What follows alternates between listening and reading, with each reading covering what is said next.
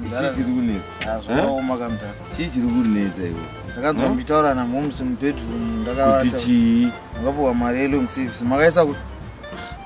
long service akakuudza izvozvo ndiani ndakangozvinzwa but ona iye zvinomupa muna chirimo iwe poweona paya uchidya majigisi andakakutengera maputa ndakamutengera nemastambu andakakutengera plus nyii dzandakabva nadzo kumbari nemasawa wefunga uchiti mari iyo yaibva kupi yese iyaya ndiyo mari yacho youti hadzii ndakapuwa long service kubasa tete munoreva here kuti tinorarama nemasau nenyii vamwe vanhu vachidya sadza kandiwo mari yacho kandidiwo mari yacho here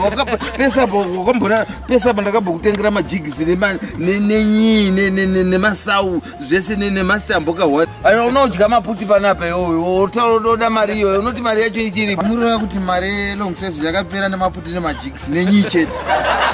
iwe ndo mari yanga iripo iyo ndo zvinhu zvaikwanisa kutengwa nemari iyo mari yamunotambira ndo zvainokwana ndo zvamunoendera kubasa izvozvo ndo zvandiri kuenda kuona wakachena kudai ufunga kuti chichi ndiyo mari yacho iyoyo wazinzwa hembe dzakabva nasekuru kumusha ukudze bhero dzandanzwa nadzo idzi ezvinomamaonai vanoyamwisa havana kana chekudya panapa ndionoziva kuyamwisa kwamama wako iwewo somudhara kaonai zvamuri kuita zvizera mari yacho makaisa renda hamuna kubhadhara mvura hamuna kubhadhara mumba hamuna chikafu saka mari yacho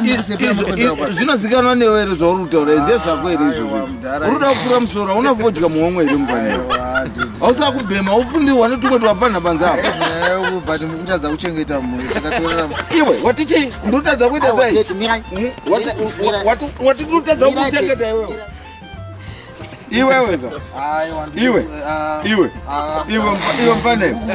iwe mfaneko eno ndakaona musi unono dede muchigeza munangana aiwa kurakatsa urofurirwa ndondofamba here nemajiksi iwe ndo pakaperera mari iyo